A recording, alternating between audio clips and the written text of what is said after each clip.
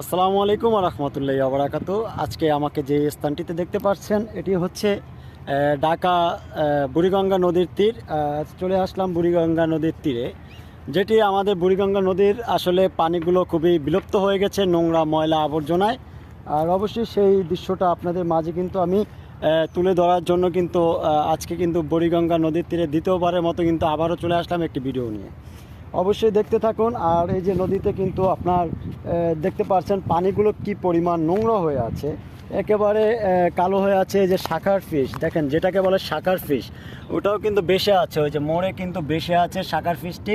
এই যে শাখার ফিশটি দেখেছেন, এই শাখার ফিশগুলো কি করে বুড়িগঙ্গা নদী থেকে জেলেরা কিন্তু এগুলো কিন্তু নৌকা ভরে ভরে ধরে নিয়ে কিন্তু এগুলোকে আমরা যেটি জানতে পেরেছি তাদের কাছ থেকে, তারা নাকি এগুলোকে গালায় ফেলায়, একেবারে আগুনে পুড়ে গালিয়ে কিন্তু পলিথিন তৈরি করে। আসলে এই পলিথিন এই যে নদীর মধ্যে কিন্তু আমরা বেশিরভাগই দেখতে পারি, এই যে পাড়ে পাড়ে দেখেন শুধু পলি দেখা যায়। এই পলিটা কিন্তু আমাদের বাংলাদেশে কিন্তু সর্বপ্রথম নিষিদ্ধ করাটা একান্ত জরুরত। এই পলিতে কিন্তু আমাদের নানা রকম অসুবিধা ঘটে। পলি কিন্তু পচে না।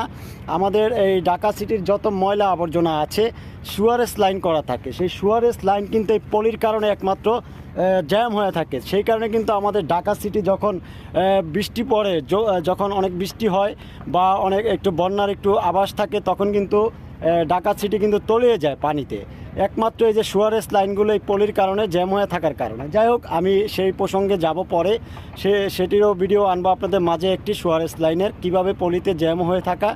আর অবশ্যই যেটি আপনাদের দেখাতে চাইছি আজকে, এই যে বুড়িগঙ্গা নদীর যে পানিগুলো, এই পানিগুলো দেখুন কতটা নোংরা হয়ে আছে, কালো হয়ে আছে। যদিও ক্যামেরাতে কতটুকু বুঝতে পারছেন আমি জানি না, তবু আমি দেখানোর চেষ্টা করছি খুব ক্লিয়ারভাবে। একদম কালো নোংরা হয়ে আছে পানিগুলো।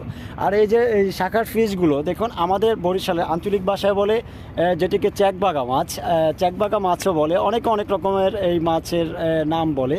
এই শাখার ফিশগুলো খুবই কিন্তু অনেক বিষাক্ত কাঁটা থাকে, এই বিষাক্ত কাঁটা থেকে আপনাদের সাবধান থাকতে হবে।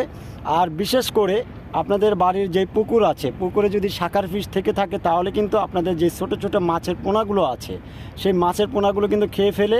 আর সে কারণে কিন্তু পুকুরে কিন্তু মাছ কিন্তু আপনার হয় না সহজে, মাছ কিন্তু মেরে ফেলে।